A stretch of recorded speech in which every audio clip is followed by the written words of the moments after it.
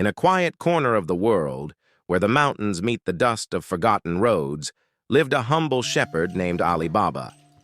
His life was simple, tending to sheep, sharing bread with his wife, and flying his prized possession, a drone.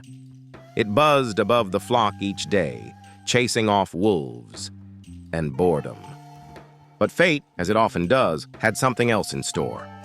One afternoon, as Ali Baba lounged under an olive tree, he sent his drone gliding over the nearby cliffs. The screen on his tablet flickered. He leaned in. There below stood 40 men in dark robes, facing a mountain wall. Then a voice, firm, commanding. "Open sesame!" The rock split open.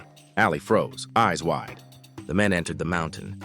Moments later, the voice rang out again. "Close sesame." And just like that, silence. The stone sealed itself shut.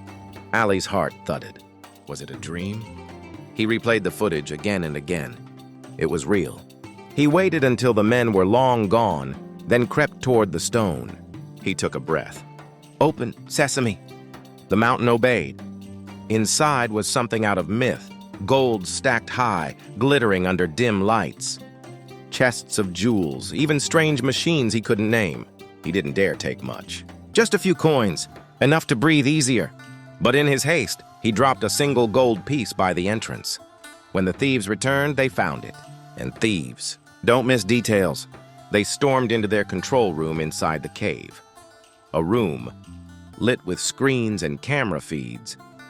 And there, in full view, Ali Baba. The hunt began. Ali, unaware, sold a piece of gold at a city shop, but he felt the stares.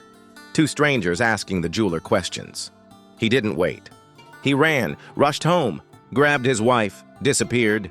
That night, beside a fire, his wife asked the question lingering in both their minds. How does a stone door open? With words? Is it magic? Ali shook his head. I don't know, but I'm telling Kasim. Kasim, Ali's brother, wasn't a shepherd. He was a software engineer. When Ali told him the story, Kasim chuckled. Magic? No, that's voice recognition, probably linked to an AI access system. Facial data. Acoustic patterning. Ali blinked. So it's not magic? Nope, it's tech. And if you want to trap them in there, we'll need access to their network. Get me their Wi-Fi password. Ali gulped. All right, I'll try. The thieves were busy, far too busy. They scoured every town, every road, desperate to find Ali. So desperate, they forgot to change their system credentials. Ali slipped back to the cave, his heart pounding. He moved like a shadow, evading cameras this time. After a tense search, he managed to obtain the password. Kasim got to work. They waited near the mountain.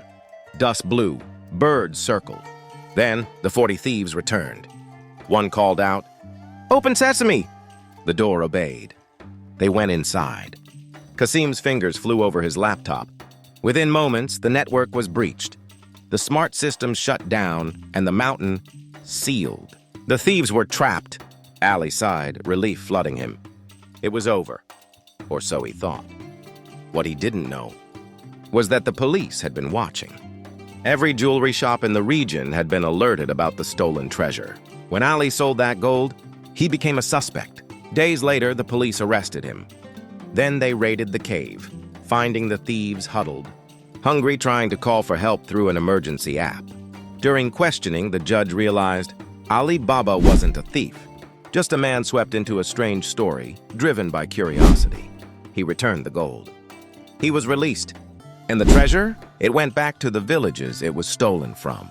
Morale: don't be fooled by glittering treasure that opens with a word. Some doors, once shut, may never open again.